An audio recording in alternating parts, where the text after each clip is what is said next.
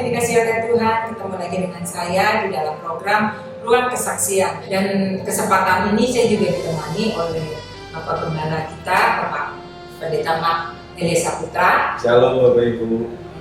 Kesempatan hari ini saya ditemani oleh narasumber yang tidak lain adalah seorang ahli di dalam robotika. Siapakah beliau? Beliau adalah Yohanes Kurnia. Shalom. Shalom. Apa kabar? Baik.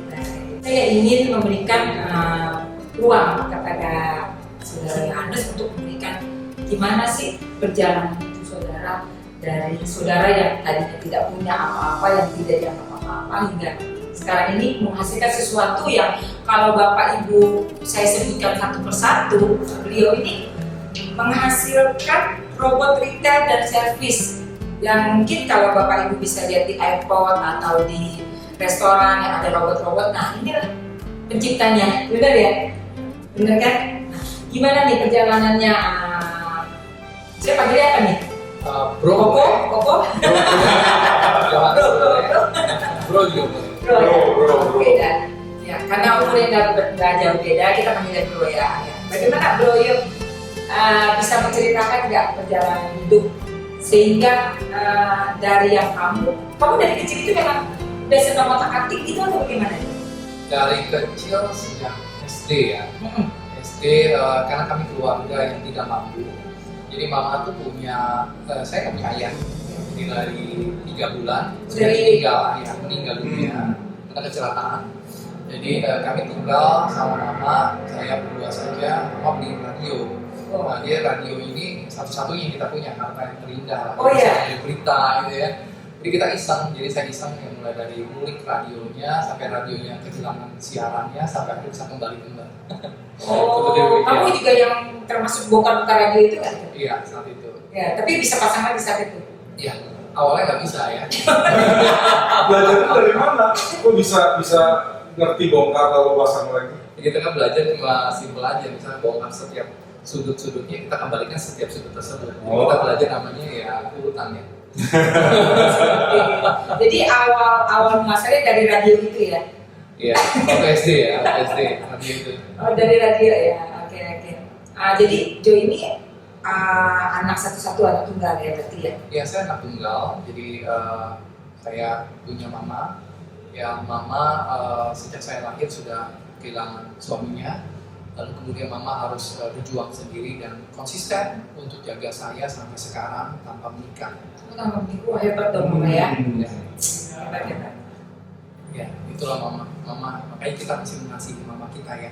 Harus mama atau papa ya, karena mereka ya, karena mereka lah Tuhan titipkan karunia kepada kita juga, ya, berkat juga kepada kita juga. Broyo ini lahir dari keluarga yang memang udah Kristen atau bagaimana? Saya dari keluarga yang sudah Kristiani. Kami sangat taat Kristiani terhadap Tuhan Yesus. Mama juga sering ke gereja.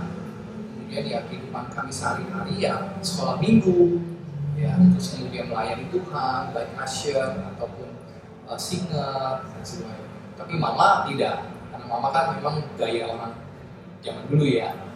Tapi saya melayani, masuk ke pembesukan. Jadi dulu tuh saya paling suka tuh zaman remaja tuh pembesukan. Jadi membesukin. Kamu yang membesuk bersama dengan guru Injil. Jadi datang ke sana mendoakan. Nah itu hal yang paling indah. Saya rasa di antara semuanya. Itu zaman saya masih kecil. Ya, sudah melayani sejak kecil. Broyo ini tinggal di mana? Awal tinggal itu di mana? Saya tinggal di Cengkareng. Cengkareng itu tempat yang cukup terpencil. Jadi kita bilang bedeng. Bedeng itu kalau di Cengkareng itu tempat zaman saat itu tahun sekitar 80-an itu banyak kriminal ya, atau area di mana banyaklah residivis lah yang keluar dari penjara atau masuk. Tapi puji Tuhan ya, Tuhan jaga kami berdua sama mama aman, dan sampai akhirnya ya saya juga bisa pindah dari tempat itu, tempat yang lebih baik. Dan perjalanan pindah itu juga Tuhan pimpin ya, dari kami mulai betapa kami melewati hari demi hari, dan begitu mama tidak punya uang, dan mama harus menghidupi saya, dimana kami punya rumah juga kecil, cuma mungkin 7 kali 3 meter, dengan kamar yang juga cuma satu, juga untuk satu juga dengan WC, untuk waktu jadi satu juga dengan ruang tamu dan dapur. Dan mama ya tipikal orang tua zaman dulu yang saat ditinggal oleh suami, mungkin mertua tidak memperhatikan beliau, mama pindah, dan saat itu dengan segala kesedihan dia harus menghidupi seorang anak yang belum tahu di mana masa depan nanti, dan tinggal di area yang mungkin agak susah ya. Dan disitulah Tuhan pimpin perjalanan kami dari mulai setiap bulannya, mungkin setiap harinya, bagaimana kami makan dan bagaimana kami bisa menghidupi diri sendiri. Seperti itu ya. Jadi dengan kata lain, Yo di dalam keluarga itu hanya tinggal berdua dengan mama dengan keterbatasan ekonomi seperti itu ya. Tetapi mama mengajarkan untuk hubungan dengan Tuhan itu pasti sangat erat ya. Dan seperti itu ya. Mama selalu punya lagu itu selalu dinyanyikan sejak saya masih kecil ya. Ya apa tuh? Salibnya, Berat loh. Berat ya mama ya. Berat. Dia dosaku disucikan. Dan saat itu mama selalu nyanyi posisi di mana kadang kan kalau listrik kita kan biarpet ya, maklum lah dari keluarga tidak mampu, pembayaran listrik juga susah. Dan saat setiap lilin itu dinyanyikan, dan saya ingat banget saat itu kita nggak punya AC, kita nggak punya kipas angin, keadaan cukup panas. Dan saat itu lilin itu menjadi lilin yang menyejukkan kami saat mama nyanyikan itu. Dan kita lewati hari tersebut, zaman SD selesai. Kita masuk ke zaman waktu kita SMP. Setiap tahun mama harus berpikir bagaimana memasukkan kembali saya sekolah. Nah itu yang momen yang cukup. Oke, aku mau tanya ini misalkan pada saat keterbatasan ekonomi seperti itu, apa yang mama ajarkan sehingga Yo sebagai seorang anak kan dengan umur-umur yang segitu kan ya jajan juga pasti mau, ya kan, main dengan teman-teman, pengeluaran pasti kan ada kan untuk main dengan teman-teman. Nah, gimana cara mama untuk mengajarkan Yo untuk menerima keadaan seperti ini tanpa Yo bersungut-sungut gitu, seperti itu? Mama mengunci pintu, mama mengunci pagar, dan selalu mengatakan bahwa Yoyo tidak harus bergaul di luar dengan teman-teman. Dan kehidupan saat itu kami berdua sama mama tinggal di rumah, tidak bisa merasakan seperti orang di luar, sehingga kehidupan kami ya cukup apa yang kami punya di dalam rumah tersebut. Kalau kami pun cukup punya roti, nah itu roti yang kami hadapi. Dan untuk bisa bergaul ataupun jajan dengan orang lain, kami tidak berpikir demikian. Bahkan untuk Natalan pun kami cukup dengan baju yang kami pakai berulang-ulang selama bertahun-tahun. Dan itu yang mama ajarkan kepada saya. Dan mungkin memang negatif sih, cukup negatif. Maksudnya ada impact lah. Impactnya adalah ya sejak dia masuk ke zaman remaja terjadi pergolakan di diri dia. Nah itu yang pergolakan itu yang begitu indah untuk kami nyertai. Karena pergolakannya berupa pemberontakan gitu. Pemberontakan besar di diri saya. Ada contoh yang bisa kasih kita contoh? Jadi ada satu waktu saya masih SMP, saya merasakan bahwa keluarga kita dihina. Betapa keluarga kita tidak dianggap baik terhadap orang lain maupun juga oleh saudara sendiri. Maksudnya tanda kutip ada di sini, kita percayalah bahwa keluarga seperti demikian ini kadang sensitivitasnya sangat tinggi. Khususnya juga mama akan merasa lebih peka, kan? Nah, disitulah saya terjadi pergolakan dalam remaja. Kita mau dong lebih eksis di luar. Kita juga mau kan saat itu lebih baik lah. Tapi kenapa kami tidak bisa? Dan zaman SMP saat itu ada zaman SMP, meskipun zaman yang menyenangkan itu mesti anak-anak ya. Oh, zaman pra remaja gitu. Tapi memang puji Tuhannya adalah mama masih mengharuskan saya, memberikan saya kesempatan untuk tetap ke gereja. Dan di gereja itulah saya berkembang, karena saya memang isi waktu saya untuk gaul di hadapan Tuhan, ikut dalam pembesukan, ikut dalam ibadah doa, dan situlah yang Tuhan pimpin kami. Pergolakan itu terjadi dan pergolakan itu membuat diri saya menjadi orang yang saya mau menang dari siapapun, saya mau lebih hebat dari siapapun, saya mau lebih jago dari siapapun. Kalau kamu lebih hebat daripada saya akan lebih daripada kamu. Nah itu pergolakan yang membuat saya itu menjadi orang yang dominan, superior, egois. ya emosional, leadership, ya pasti efeknya ada plus ada minus. Jadi minusnya itu, plusnya ya dia menjadi lebih baik dan selalu merasa dirinya harus perfeksionis. Dan kadang-kadang perfeksionis itu yang menjadi, dia akan menjadi inferior, dia akan merasa, aduh gimana ya, susah sekali. Dan itu saya tidak sadari sampai saya mulai masuk ke akhir daripada SMP atau kelas 3 SMP. Itu adalah masa dimana, wah kita mau jadi apa ya? Waduh, ini aku udah nggak berasa seperti sekarang ini. Kita nggak bisa untuk kemungkinan kita melihat teman-teman. Wah udah ada yang maaf ya suka dengan lawan jenis ya kan. Terus mungkin bergaul bermain basket dan lainnya. Nah, mungkin kalau zaman sekarang ada handphone ya, tapi zaman saat itu kan tidak ada ya. Tapi kan bergaul keluar kemana-mana. Oh saya seperti ini ya.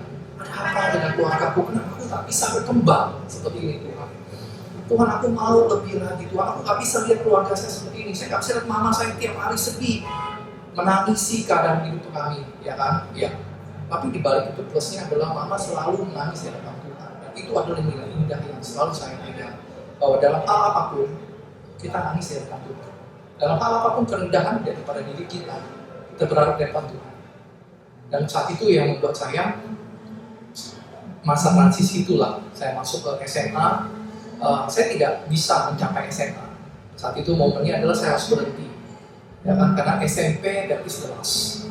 Your mom cannot do much for your next endeavor. So saya mesti coba untuk memikirkan caranya bagaimana. Oke lah, jangan cengeng lah. Saya juga memang bermandiri, seharusnya nggak punya ayah.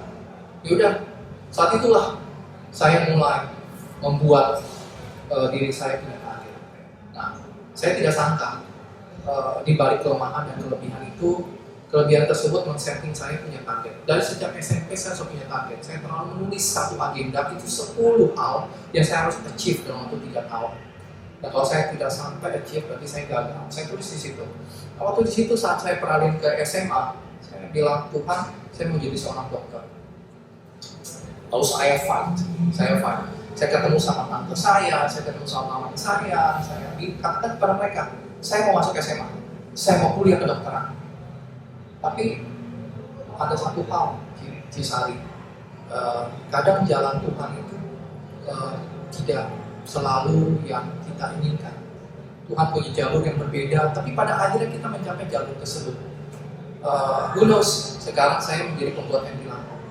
Who knows, sekarang saya malah bergaul dengan teman-teman kedokteran, dan juga sekarang saya menjadi seorang dokter juga sana. Oke, saya balik lagi tadi. Saya masih masuk SMK, karena saya kepikiran saya harus kerja. Jadi disikirin dulu nih, cita-citanya saya dulu. udah lupakan aja selamanya. Jadi saat itu saya kepikiran bagaimana saya bisa menghidupi mama. Nah, cara saya menghidupi orang tua bersama juga saya harus bisa menghidupi sendiri sekolah. Saya mesti masuk SMK, saya mesti kerja. Mungkin setelah lulus SMK saya tidak akan ketemu universitas saya bekerja. Nah, situ udah digunakan pikiran. Tapi hati berontak. Jadi latihan yang sudah terjadi, yang sudah dipupuk dari awal dan Tuhan izinkan, itu muncul di situ. Oh nggak bisa, saya mesti setting nih. Saya nggak bisa kalah seperti ini. Saya nggak boleh menyerah. Mama nggak boleh seperti ini. Saya ingat banget waktu itu mama berlutut di hadapan Tuhan. Karena saya cukup bandel saat itu. Latar belakang saya seperti ini, saya selalu kabur dari rumah. Karena memang kan gerbang ditutup. Pintu rumah maksudnya. Saya bisa escape bagaimana cara manja. Karena memang rumah kita kan 7x3 meter. Pagarnya pendek ya.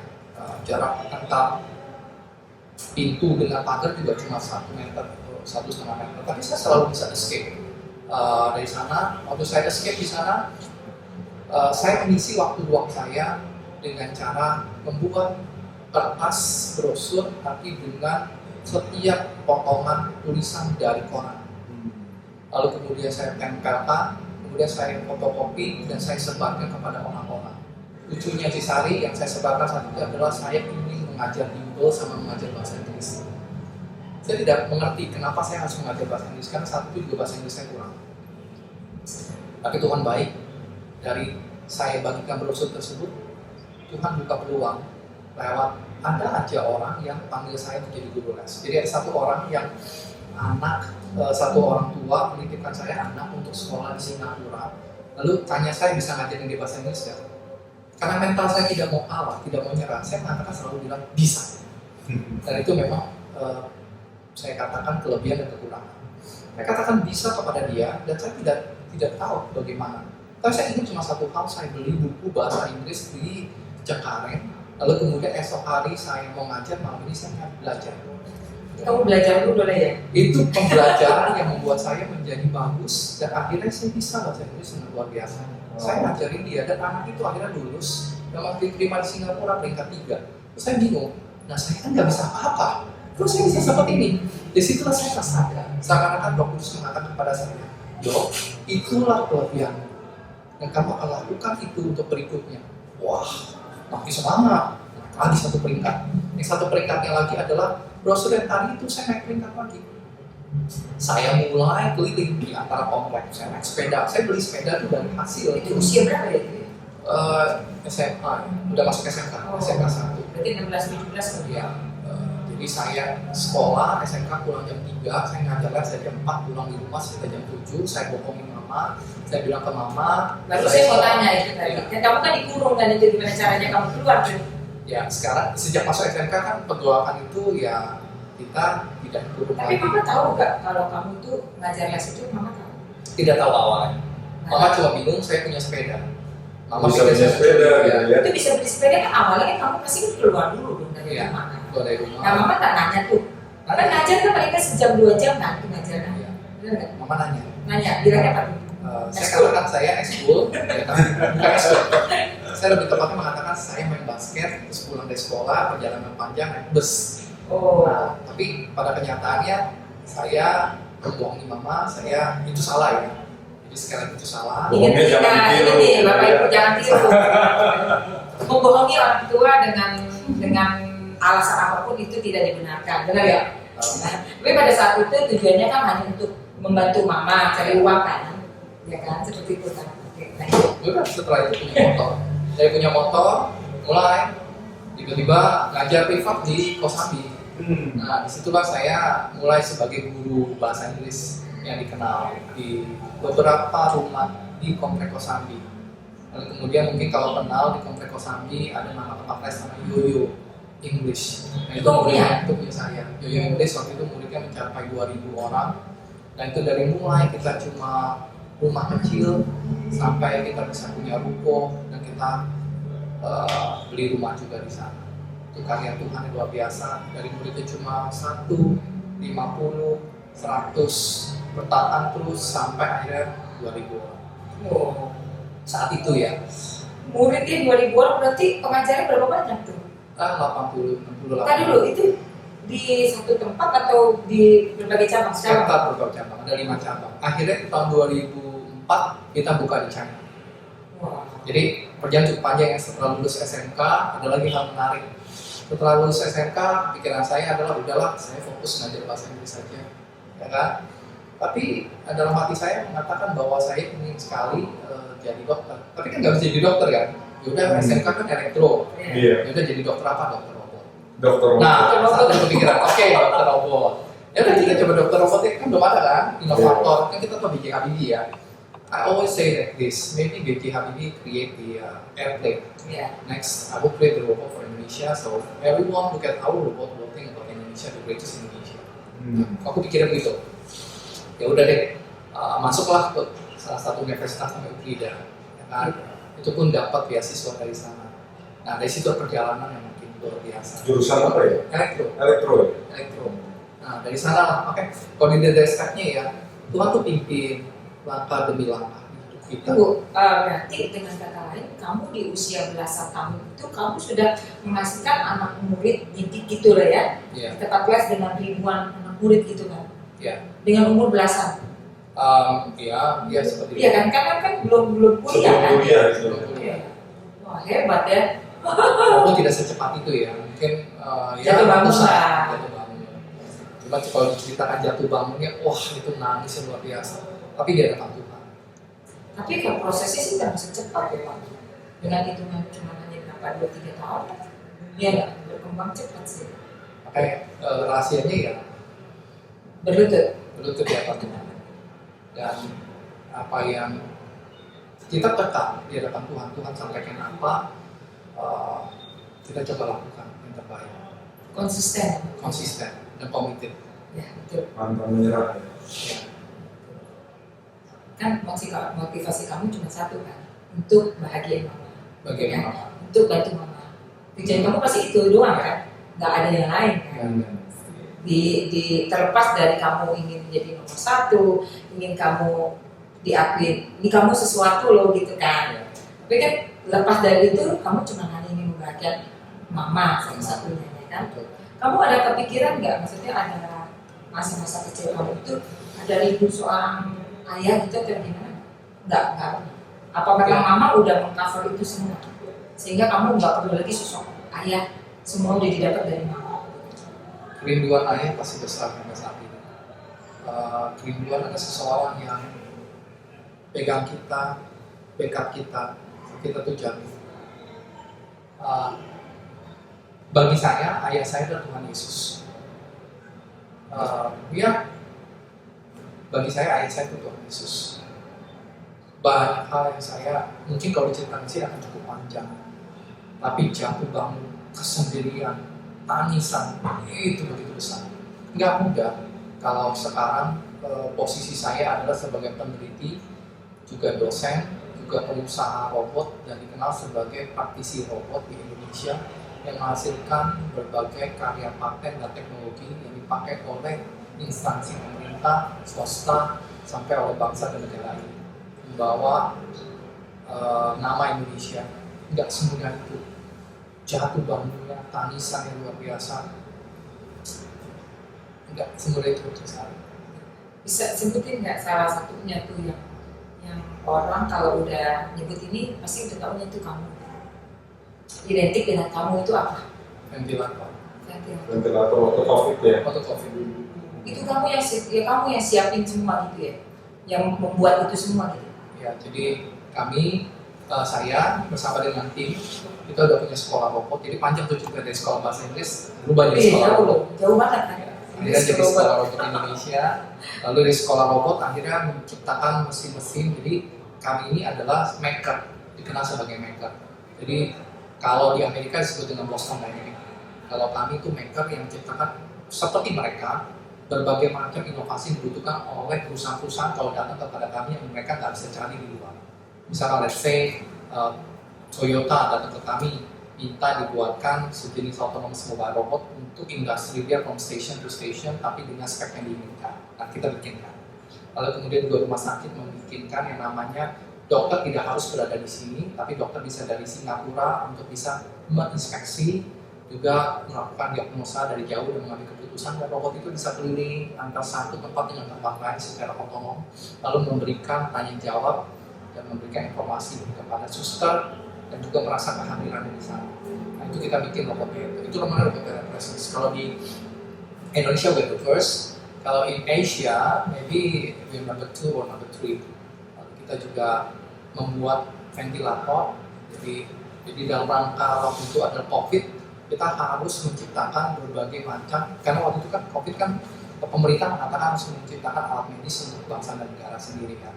Nah, kami bersama dengan Pak Terawan dan juga beberapa prof juga dan juga kalangan pemerintah, kami membuat dan menciptakan hasilnya ventilator, terus kemudian alat pernafasan untuk membantu teman-teman itu ataupun orang-orang yang mengalami COVID saat itu. Dan waktu itu kita pergi setiap hari ke Wisma Atlet, rumah sakit yang lainnya, itu kan deg-degan kan, betapa kita bisa kena ya. Tapi Tuhan baik sekali, jadi saya nggak kena sama sekali. Nah, saya malah kenanya pas Omicron, bukan kena pas zaman Alpha maupun Delta. Jadi waktu zaman Delta kita juga bikin oksigen generator yang dipakai oleh berbagai orang-orang, ya berbagai rumah sakit yang kita deliver juga kepada mereka. Nah kalau waktu itu kan buat Broyo kan buat ventilator, buat oksigen generator gitu ya. Waktu untuk develop sampai jadi produk itu berapa lama? Itu kan karena kan pandemi kan berlangsung terus ya, jadi kita butuh kejar-kejaran dengan waktu kan ya. Itu waktu berapa lama bisa share? Kalau saya cerita 2 minggu 3 mungkin baru pada nggak percaya.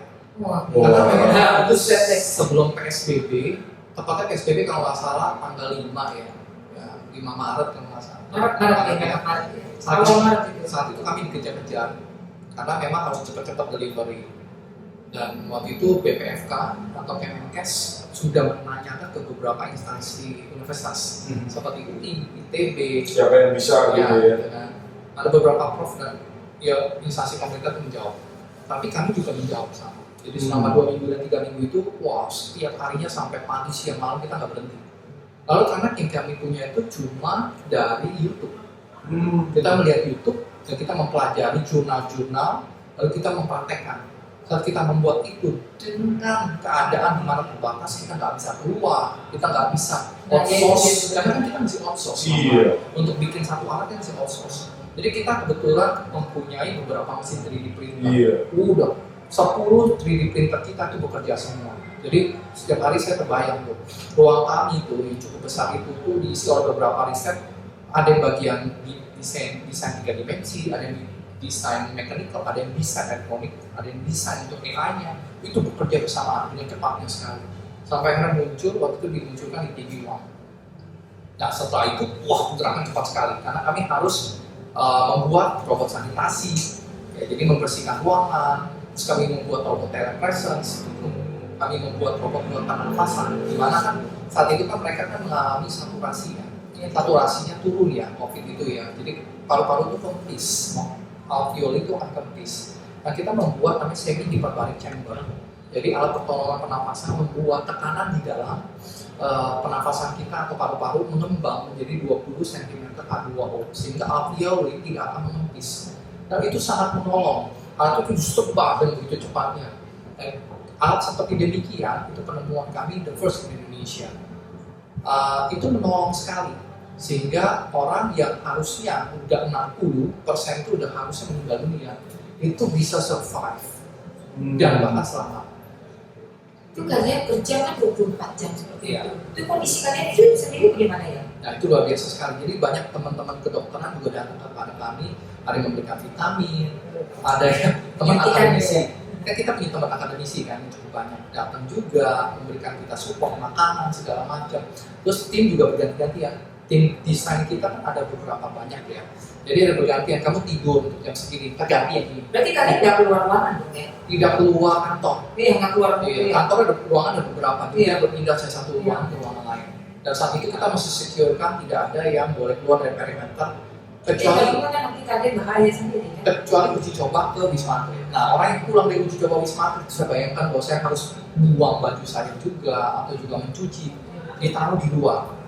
Nah itu yang kami alami dan kalau tidak Tuhan pimpin lewat apa yang kita alami sebelum-sebelumnya, saya alami sebelumnya mungkin kita semua. Jadi dari itu pengalaman itu saya terapkan kepada teman-teman dan kita berhasil survive. Ada berapa orang itu yang bekerja? 30 30 researcher. Ya, meskipun berat tapi ya timnya Broyo berhasil menyelamatkan banyak orang juga gitu ya. Puji Tuhan ya. Ya dengan 30 orang menyelamatkan Puji Tuhan. berapa nyawa itu ya, benar kan? Iya, jadi ya tentu kita juga berterima kasih ya untuk jasa-jasanya ikut membantu pemerintah untuk menanggulangi pandemi COVID khususnya di Wisma Atlet ya. Nah, Luar biasa. sejak saat itu muncullah pergerakan namanya Cinta Produk Medis Indonesia. Nah, Sejak saat itu, wah cepat sekali. Sekarang kita bisa melihat banyak sekali TKDN produk medis. Termasuk kami salah satu. ini masuk ke arah medis itu karena waktu awal memang suka kedokteran, betul ya? Bro? Nah, ya, karena memang keadaan lagi COVID seperti ini, jadi kalian akhirnya banting setir ke robot medis gitu. Iya, benar ya? Kami kan bikin robot manufacturing ya. Jadi robot manufaktur kami diterima oleh perusahaan-perusahaan. Iya. Singkat ceritanya saat itu terpapar pandemi, saya ingat kalau masa bulan Januari, kami sempat masih menolong salah satu perusahaan untuk membuat robot untuk ngelas. Jadi setelah itu sudah selesai commissioning, penyerahan, kami sempat ngobrol di mall, diskusi. Lalu saat itu saya didatangi oleh salah satu universitas, diskusi Pak Yo, ini kayaknya nih Indonesia akan kena. Pak Yo bisa nggak siapkan dari sekarang inovasi Pak Yo untuk ventilator, untuk alat pernafasan terbantu. Terus saya kan seneng ke dokter apa?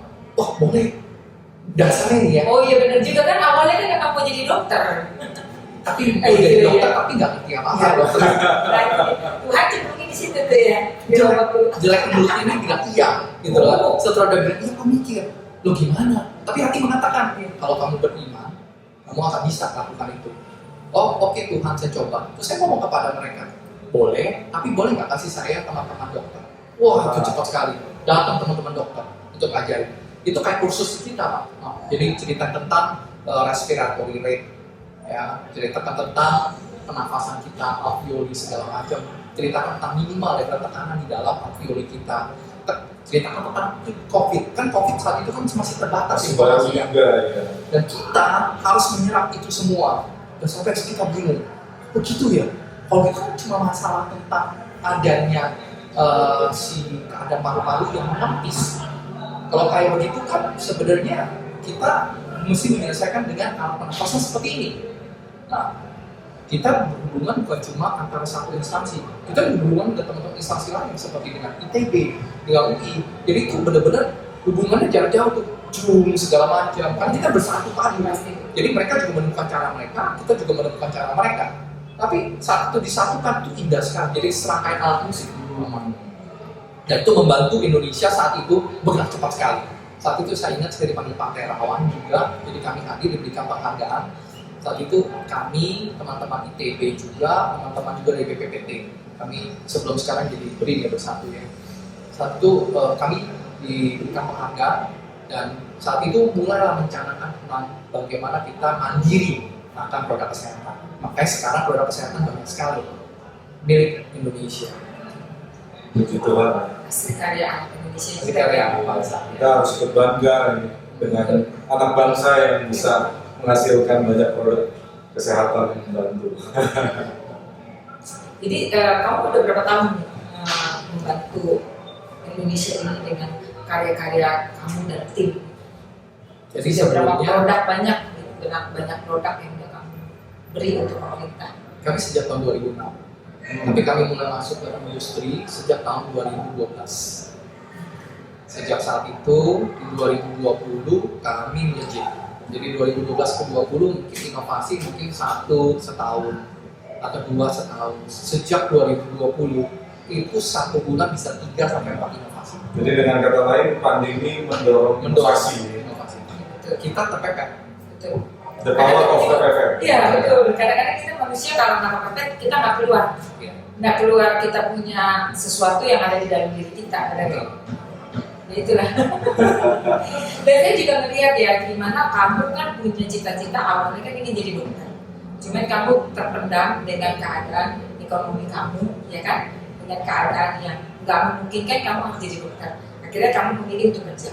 Tetapi kalau Tuhan udah bekerja di dalam kehidupan seseorang, nah itu Tuhan dengan mudahnya memberikan fasilitas itu tanpa kamu sadari, benar nggak? Iya. Ya kan? Pada saat kamu lagi ngumpul-ngumpul di mall, tiba-tiba ada itu dokter ya yang menawarkan atau apa?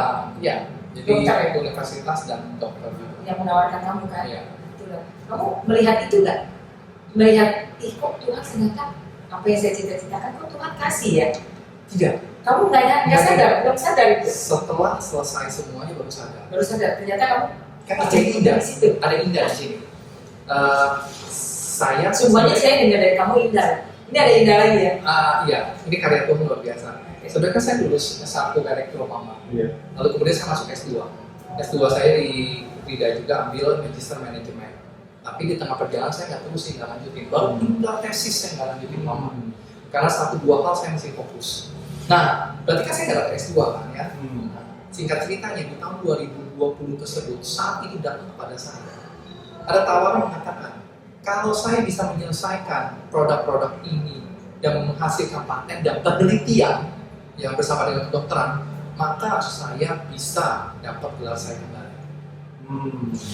Wah, saya ambil Pak, Bu. Saya ambil, saya bilang, oke nanti kesempatan nih.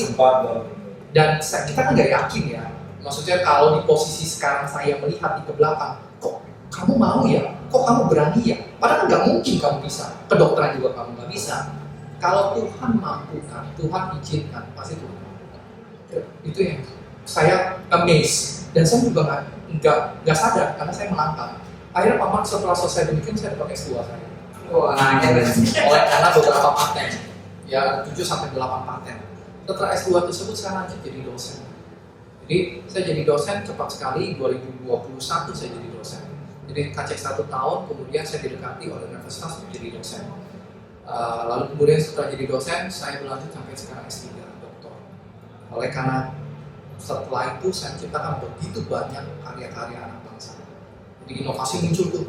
Jadi paten-paten banyak muncul, termasuk nih mungkin teman-teman bisa melihat nanti di MRT duku atas akan ada robot, di mana robot ini akan keliling dan menjadi security dan juga termasuk ya di advisor ataupun memberikan advice kepada orang dari jarak jauh dan itu otonom.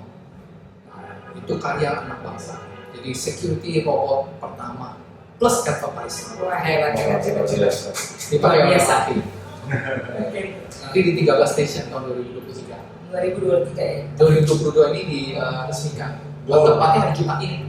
Jumat ini. Jumat ini diresmikan. Jumat ini diresmikan 2023. 13 station. Terus masuk ke Bulan berapa tuh nanti akan itunya? kemungkinan Februari. Februari. Ya, dan ada satu karyanya Bro Yohanes ya yang dipasang di gereja kita di GSK itu, yaitu pohon Natal angklung. Nah, itu gimana tuh? Coba cerita. Gimana tuh ceritanya? Kamu tahu nggak pada saat dinyalain ya, rata-rata orang kan lihat, siapa nih yang main? Tiba-tiba bunyi sendiri gitu. Itu gimana caranya Bro Yo itu bisa kok kepikiran bikin pohon Natal angklung gitu? Gimana itu caranya tuh? Mungkin Bapak Ibu bisa lihat ya, udah lihat ya mungkin ya. Di gereja kita tuh yang nyala-nyala itu, yang ada angklung, pohon angklung Natal itu. Nah ini kreatornya. Coba cerita gimana itu sampai bisa kepikiran buat itu gitu. Itu karya Tuhan yang indah. 2012 tepatnya kami ada perlombaan robot buat anak-anak. Lalu kami ada perlombaan robotnya bikin musik. Musik yang terdekat ke angklung. Nah, bikinlah kita organ angklung. Jadi anak-anak diajari untuk bisa berlomba di internasional menciptakan karya anak bangsa dari bidang musik dengan menggunakan robot. Muncullah robot angklung piano yang kita pencet piano, robotnya angklungnya bermain. Gitu. Ya. Lalu dari situ di tahun 2015 saya didekati oleh mall, salah satu mall di Depok. Dia bilang ke saya, Pak Yo, saya mau merayakan Natal nih, tapi kan daerah Depok ini kan daerah yang sangat khusus ya. Mau nggak kamu menaruh sesuatu di sini, tapi tidak boleh terlihat nuansa Kristiani? Oke, bagaimana kalau saya kasih teknologi pohon angklung? Dia bilang, lalu kita bikin pohon angklung tersebut, ditaruh di Depok. Di Margo City Depok. Wah, itu amazing. Saya sampai nangis. Kenapa nangisnya adalah itu pohon simpel sekali. Udah bisa bunyi belum? Udah bisa bunyi. Oh, udah bisa. Ditaruh di sana, dihias dengan baik, lalu dinyanyikan, diputar lagu Natal dan betapa banyaknya orang berjilbab memvideokan. Saya sampai nangis saat itu sudah. Tuhan, luar biasa sekali. Karena kan angklung itu kan tradisional. Iya, tapi kan bisa sampai orang menyanyikan Tuhan Yesus lagu itu. Saya bilang, Tuhan, mulai sekarang saya janji. Sejak 2015. Pokoknya saya ingin melayani Tuhan kalau bisa di bidang teknologi untuk memuliakan nama Tuhan. Nah, terus kemudian ketemu sama istri Mama, di Silvi. Jadi itu pohon angklung udah pindah-pindah dari mall ke mall. Sampai akhirnya ke GSKI Fluid. Terus saya bilang, Ci, saya pengen deh pohon angklung ini bisa membawa nuansa Natal yang berbeda tahun ini. Ya agak beda lah kan, maksudnya pohon Natal terus dia bisa bunyi, lumayan lah ya kan di video kan oke, saya bilang simple Cici, simple banget ini, benar-benar karya Tuhan lah ini. Cici oke. Istri Mama, kita hadirkan, semoga Natal ini bisa menjadi Natal yang indah. Dia sebenarnya simple sebenarnya, cuma memang yang menarik adalah kombinasinya. Kombinasinya adalah dari alat untuk door lock. Jadi door lock ini dipakai. Ini door lock nih Door lock, sebenarnya. benar-benar door lock. Jadi door lock ini mensimulasikan dorong masuk dan dorong masuk daripada angklung. Angklung kan semua dorong masuk kan? Iya, betul. Nah, setelah itu push and pull. Lalu itu disimulasikan dalam sebuah komputer kecil yang kemudian semua lagu diterapkan di sana. Oh Jadi gitu. dia kayak MIDI begitu loh. Terus settingnya gimana? Dia berarti ada nadanya dong ya? Ada nadanya. Do, re, mi gitu ya? Betul. Angklung kan semuanya punya oktav ya. Ini ada 3 oktav. Nah, 3 oktav itu disimulasikan dalam komputer tersebut. Lalu kemudian MIDI-nya bermain, lalu komputer mengatur setiap gerakan. Oh, berarti nanti kalau misalnya mau ganti lagu bisa dong? Bisa. Terus masukinnya gimana? Do, re, mi-nya itu ya? Jadi kita by MIDI file. Oh. Terus nih kok lihat deh. Iya. Pohon kamu kan datang nggak kayak begini. Ini Iya. kita modif kayak gini. Kalian cantik sekali. Cantik sekali. Keren kan? Thank you. Thank you banget ya. Luar biasa. Thank you banget. Jadi sesuatu yang beda nih Amin. tahun ini. Semoga Natal ini jadi Natal yang terindah. Pasti dong. Thank you banget God bless ya. Terima kasih. God bless. Iya, kami juga berterima kasih ya dari GSKI Fluid karena pohon angklungnya Broyo ini benar-benar membawa suasana yang berbeda gitu ya. Wah, orang juga kagum dan banyak yang foto-foto, betul, bikin video di situ ya. Saya iseng. Saya iseng. Karena kan lagi sepi, udah kan udah turun kan udah dibilang kan nanti jangan ada pujian ya, udah selesai ibadah. Mau angklung mau dinyalain. Saya iseng, udah pada sepi semuanya. Pada kaget semua. Bener. Cuma dari situ akhirnya mereka, kok bisa nyala sendiri? Kok bisa bunyi gitu ya? Itulah jadi foto-foto mereka di situ. Di situ awalnya mereka kaget, akhirnya jadi terkagum-kagum dengan itu. Dan mereka nggak tahu sebenarnya itu dari mana. Mereka punya kan? Itu dari mana? Iya, ada orang yang sumbang untuk dipakai sama kita, gitu dipinjamkan gitu. Nah saya saat itu belum tahu kan kalau itu hasil karya kamu kan. Makanya setelah saya ngobrol sama kamu, ternyata ini orang wah luar biasa nih Bapak Ibu. Kita harus mesti banyak belajar dengan beliau gimana perjalanan hidupnya itu nggak mudah, tetapi dia bisa melewati dari hari ke hari itu dengan konsisten, dengan tekun, sehingga dia bisa keluar dari zona yang tidak aman ya, menjadi zona yang akhirnya sekarang ya, kita udah nggak bisa lagi dia berkata apa-apa. Berprestasi Nggak apa-apa ya. betul. Salah satu anak bangsa yang mengangkat gitu loh Indonesia dari teknologi canggih yang bisa kita nikmati hingga hari ini gitu ya, Pak Mak ya. Betul. Pada saat Broyo menghasilkan sesuatu itu di usia berapa ya? Pertama, Iya dong. yang pertama itu di usia tahun 2006 itu usia berapa? Mungkin 26. Tuh Bapak Ibu, 26 seorang anak yang dilahirkan tanpa ayah ya, 3 bulan ya. 3 bulan tanpa ayah, ditinggalkan ayah, tapi dia bisa survive dengan hidupnya. 26 bisa berkarya seluar biasa itu. Kalau bukan Tuhan yang memimpin, ya saya rasa juga mungkin Broyo bisa juga dengan anak-anak yang lain nggak berkembang bisa kan. Tapi Tuhan begitu sayang dan cintanya Broyo ini sehingga Tuhan tuh memimpin setiap langkah hidupnya, walaupun jatuh bangun tetapi Broyo mulai membuktikan hidupnya gitu ya, kalau Tuhan itu ada di dalam kehidupannya. Dan saya juga luar biasa juga sama Mama yang sudah mengarahkan Broyo tuh dengan hal-hal yang agamanya yang kuat seperti itu ya, pengenalan akan Tuhannya segitu inti sehingga Broyo tuh nggak melewati hidup masa mudanya itu dengan yang enggak gitu ya, tetapi dengan himpitan hidup tapi bisa berprestasi seperti itu ya kan. Pak Mak gimana? Ya. Apa yang anggapannya di Pak Mak mengenai seorang Yohanes Kurnia ya? Iya, ya yang perlu diteladani ya dari Yohanes Kurnia ini adalah pantang menyerah, ya, tetap bersemangat dan tidak pernah meninggalkan Tuhan. Bahkan pada saat mengalami masalah pun, Broyo datang pada Tuhan, ya, nangis pada Tuhan bersyukur. Nah, yang saya mau tanyakan nih, Broyo, kalau buat adik-adik kita ya yang mungkin setelah mendengar bincang-bincang ini kemudian tertarik belajar robotika gitu ya. Apa sih yang harus mereka siapkan supaya bisa jadi seperti Bro Yo lah, inventor berikutnya gitu? Ya, adik-adik, Indonesia membutuhkan inventor ke depannya. Bangsa dan negara ini membutuhkan orang-orang yang bisa menghasilkan produk kebanggaan bagi Indonesia. Dan itu yang membuat Indonesia maju ke depannya. Dan kalian adalah penerus ke depannya.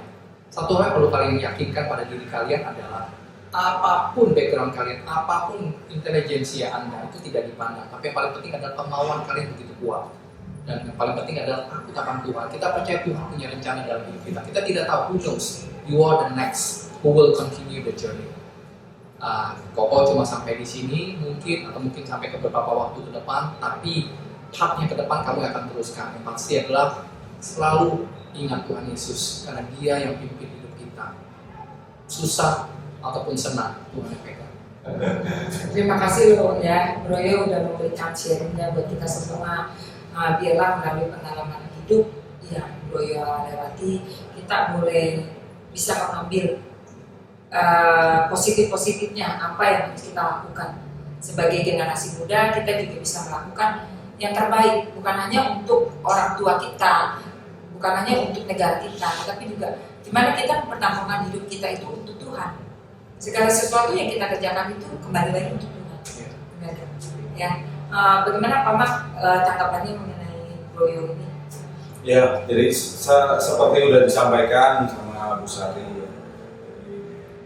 Untuk adik-adik terutama ya yang sekarang akan mempersiapkan diri nih menjadi generasi penerus, ya. Kita sudah punya contoh gitu ya seorang inventor dari dalam negeri. Jadi kalau adik-adik tahu di Marvel Cinematic Universe ada Tony Stark gitu ya. Nah ini sebetulnya Tony Stark Indonesia gitu loh. Ya. Johannes Stark. Ini namanya Johannes Stark. Tapi dadanya nggak dikasih alat kan? Ya, jadi kalau dari pengalaman yang tadi di-share, Bro Yohanes ini bisa bangkit ya dari kondisi keuangan yang berkekurangan sampai sekarang bisa menjadi inventor dan peneliti bersama Tuhan. Maka percayalah, kalau kamu juga mau serahkan diri kepada Tuhan, pasti bisa. Ya, pasti bisa. Segala sesuatu masalah pasti bisa kita lewati bersama. Demikian acara Ruang Kesaksian ini. Saya tutup sekali lagi, terima kasih kepada Bro Yo yang sudah memberikan sumbangsinya buat negara ini, dan terlebih juga karya akunnya buat kita nikmati di SKI Fluid. Sangat baik, sangat bagus, sangat heboh. Kasih embel. Betul. Iya, tahu Pak ya. Sampai jumpa Bapak Ibu yang dikasihi oleh Tuhan. Shalom. Terima berkati. Christmas. Merry Christmas.